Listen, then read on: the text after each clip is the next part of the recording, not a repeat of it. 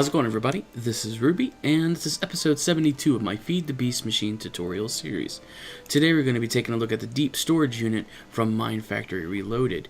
So this machine, unlike much of the other Mine Factory Reloaded machines, actually doesn't take any power at all, but we'll go over all that in a minute. This little user interface part right here, these 6 buttons. This is for what you want each of the sides to do. So up, down, north, east, south, west, that kind of thing. So if we take one up here, of course, the down right here, and then up's that way. And then to figure out what direction it is, if you press F3, and then if you come right here under the coordinates, you'll see F, so X, Y, Z, F. And then it'll show a direction. So as I spin around, that's east, north, west, and then south. So that'll all come into play later on. So these other 2 things right here, this is for what you're storing inside the deep storage unit. So for example, I have 2,000 cobble in here, and this cobble is what it's going to be exporting, and then N, of course, is just the cobble that you're going to be putting into the machine.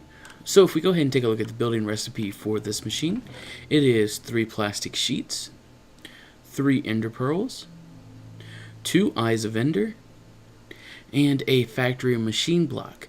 Now this recipe makes 4 deep storage units per recipe, so that's pretty nifty.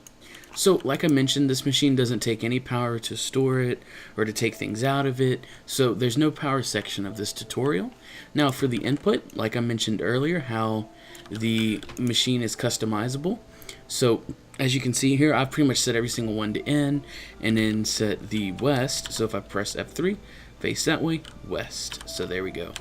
So if I go ahead and I just throw this cobble in here real fast, it'll start exporting out of here. Of course, I'm using crappy redstone engines just to get the point across, and they're going to pump into here, and you'll start seeing the stored is going to go up.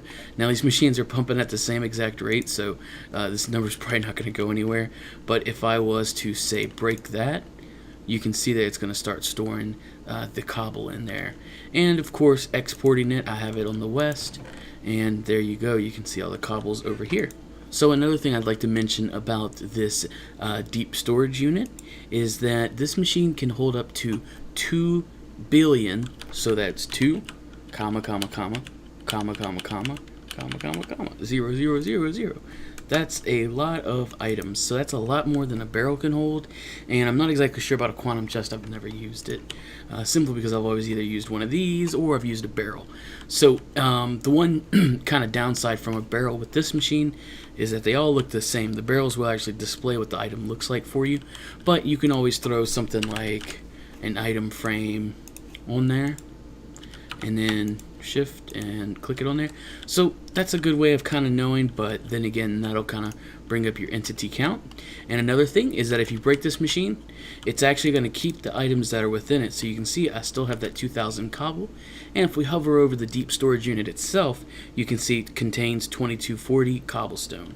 So yep, there you go. So that's going to be it for this tutorial today.